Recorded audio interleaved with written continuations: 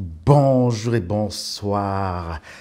J'espère que vous allez bien. Moi, de mon côté, ça va. Merci pour les nouveaux abonnés. Merci pour ceux qui likent les vidéos, qui les commentent et qui les partagent. Merci également pour ceux qui me contactent. Merci encore pour tout. Aujourd'hui, je vais m'entretenir avec vous sur la meutedienne, la famille dysfonctionnelle, cette famille de pervers narcissiques. Vous vous demandez bien quels sont les objectifs de cette famille. Vous vous demandez bien comment une famille peut être aussi tordue, aussi dysfonctionnelle, aussi méchante, aussi machiavélique, aussi perverse, aussi manipulatrice. Vous vous posez les questions, que ce soit sur votre famille biologique, donc cette meutienne, ou également sur cette famille que vous avez peut-être également intégrée par alliance. Vous savez, selon le vice-versa, la construction de la famille pervers narcissique est vraiment très très bizarre. Donc nous avons à la tête la maman hyène, nous avons l'enfant roi qui est juste en bas de la maman hyène, et nous avons le papa castré, nous avons les moutons noirs, nous avons également le bouc émissaire qui est vraiment, on peut dire, relayé au dernier plan de la meute. Quels sont les objectifs donc de cette chef de file?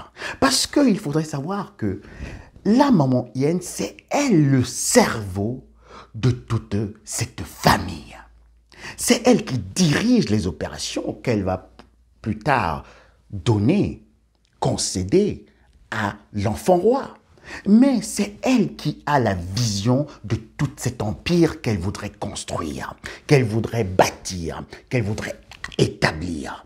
La maman hyène voudrait avoir une très grande famille. Et c'est pour cela que vous allez remarquer les mamans hyènes n'ont pas seulement 2, 3 enfants. Elles aiment avoir 3, 4, 5, 6 enfants, même jusqu'à 10 enfants. Pourquoi? Parce que justement, cette meute, cet empire doit grandir et doit s'agrandir.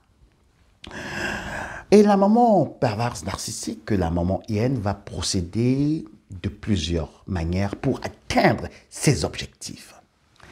Et la première des choses qu'elle va faire, c'est de castrer son homme, de l'enlever toute substance masculine, de le rendre là comme juste un petit légume, un homme qui ne dit rien, qui est là, qui voit la manipulation, qui voit la perversion que celle-ci inflige à ses enfants, mais qui reste muet.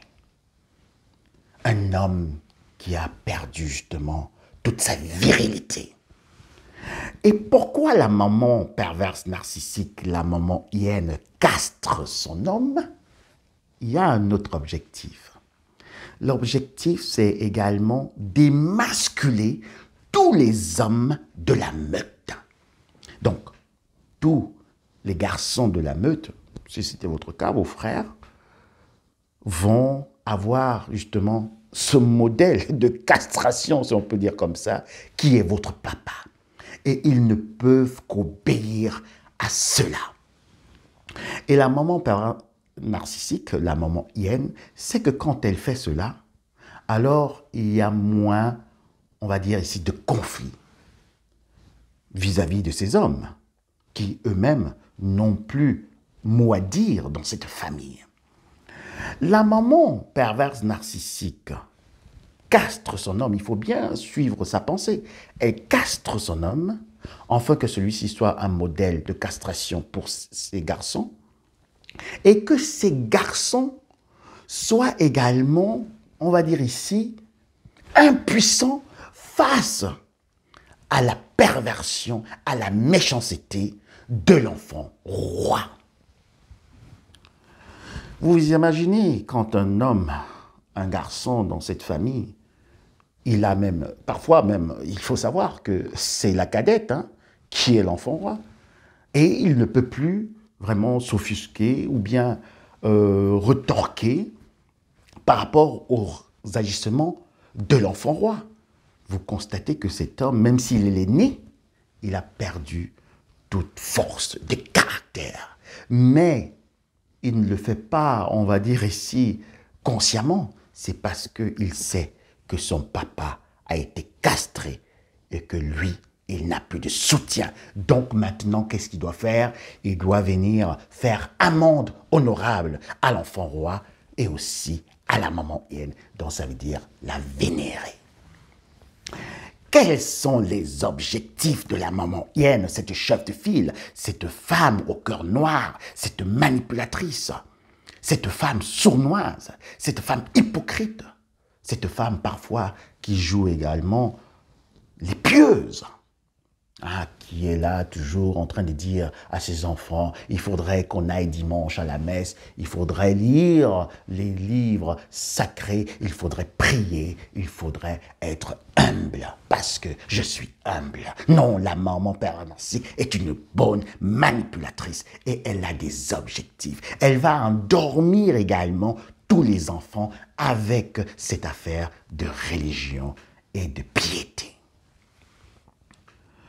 Quels sont les objectifs de la maman hyène? La maman hyène voudrait que ses filles soient des rabattrices ou des rabatteuses, si c'est ce qu'on dit en français. La maman hyène voudrait envoyer ses filles en chasse afin de ramener du gibier frais pour toute la meute, donc ça veut dire ramener des gendres. Et cet objectif a un sous-objectif qui lui-même est plus pervers, malicieux, vicieux. Et cet objectif, c'est en fait d'amener des hommes afin qu'ils puissent avoir des enfants avec les filles de la meute et qu'ils abandonnent leur progéniture à la meute, donc ici à la maman hyène et également à l'enfant roi, afin que les enfants, justement, de ces hommes soient également zombifiés et qu'ils deviennent des hyènes. La maman perverse narcissique veut vraiment, on va dire ici, agrandir son territoire. Elle veut plus de sujets, elle veut plus de valets, elle veut plus d'esclaves, elle veut plus de vénérateurs, des gens qui sont là en train de se courber, de s'agenouiller devant elle pour demander même seulement un petit conseil. Parce que c'est elle qui domine toute la meute. C'est elle qui interagit dans la vie de ses enfants. C'est elle qui donne des ordres, des injonctions. C'est elle qui donne tout, on va dire ici, tous les conseils possibles, que ce soit pour les choix des hommes, les filles qui vont en chasse, n'oubliez pas, que ce soit également les comportements des garçons, les hommes qui sont castrés, n'oubliez pas, et qui vont aussi être envoyés en chasse, et aussi que ce soit même pour des choses aussi banales que l'achat d'un véhicule. Oui, la maman perverse narcissique est une domina, et à la fin même, c'est une maso, parce qu'elle aime voir comment l'enfant roi traumatise ses frères et sœurs. Elle aime voir comment l'enfant roi dévore ses petits-fils. Donc, en fait, la maman perverse narcissique, la maman hyène, a beaucoup d'objectifs. Et elle a un autre objectif qui, lui, est, on peut dire, grandiose, en fait. C'est la cerise sur le gâteau. La maman hyène, c'est vraiment triste de le dire, mais c'est ça, voudrait éliminer son âme. Et c'est pour cela que nous allons voir que dans les meutes hyènes, c'est le papa qui décède toujours plus tôt. Et parfois d'une mort très subite ou bien une mort très bizarre, très mystérieuse et mystique, parce qu'il a déjà été tellement dévoré par la maman hyène et également par l'enfant roi. Le papa hyène n'a pas de force dans cette famille. Et je me rappelle Une fois, un ami m'avait dit, écoute, vice-versa, tu sais, j'avais un papa très calme. J'avais un papa qui ne bronchait jamais, qui ne réchignait jamais, qui suivait tout ce que maman disait à la lettre. Parce que moi, ma maman, elle était très méchante. C'est elle qui grondait, c'est elle qui faisait tout à la maison. Et quand elle acculait, même souvent, mon papa, lui, il était là, il était calme. Et quand cet ami me parlait de ça, je disais, dans mon cœur, je ne l'ai pas dit directement, mais je me disais, ta maman, c'était une hyène hideuse, une hyène sauvage, une hyène perverse. Donc, vous voyez que les hommes ont, pour exemple, le papa castré. Et dans l'objectif final, en fait, c'est d'éliminer l'homme. Et de prendre les autres, l'homme, ça veut dire le mari, et de prendre les autres enfants, que ce soit les garçons ou les filles, et leur faire, en fait, devenir juste des enfants qui sont perdus, des enfants qui sont immatures, des enfants qui ne peuvent pas prendre une décision d'eux-mêmes, des enfants également à qui on a coupé des ailes. Et c'est pour cela que vous allez constater, justement dans les Médiennes, que les enfants, même s'ils ont déjà atteint la trentaine, la quarantaine, vont toujours rester là, à la solde de la maman hyène. Et ils vont toujours essayer d'être ensemble parce que ils n'ont pas appris à être avec les autres. Ils n'ont pas appris ils ne se sont pas développés. Ils ne se sont pas construits entièrement. Donc, ils sont toujours en train de venir supplier le lait maternel qui sort justement de ces mamelles, de cette hyène. Et vous comprenez maintenant pourquoi cette maman, elle est vraiment en même temps très maternelle. Elle est très maternelle et surprotectrice. La maman hyène est très maternelle parce que justement, elle veut garder ce rôle d'une personne qui va toujours fournir du lait aux petites hyènes. Elle veut être celle-là qui va toujours nourrir tous les enfants de la meute. Elle veut être également celle-là, justement, qui va commencer également à zombifier même ses petits-enfants, afin qu'ils deviennent également des hommes émasculés et des femmes, comme on les appelle, des ladyboys. Je ne sais pas si vous comprenez les objectifs de la maman hyène. Vous comprenez les objectifs de l'enfant roi. Que vous comprenez les objectifs finaux de cette famille, qui est une famille vraiment très bizarre. Une famille de sorciers, une famille de charognards, une famille de nécrophiles. Parce que il faudrait savoir également que dans l'objectif final de la meute, et c'est ici que je vais clore cette vidéo, parce qu'il y en a encore beaucoup d'autres objectifs, je vais revenir encore sur cette famille pervertie, cette meutienne. Dans l'objectif final de la maman, où elle voudrait atteindre justement le Graal, justement de grande maman Manitou, la grande sorcière, en fait, c'est d'enterrer ses enfants.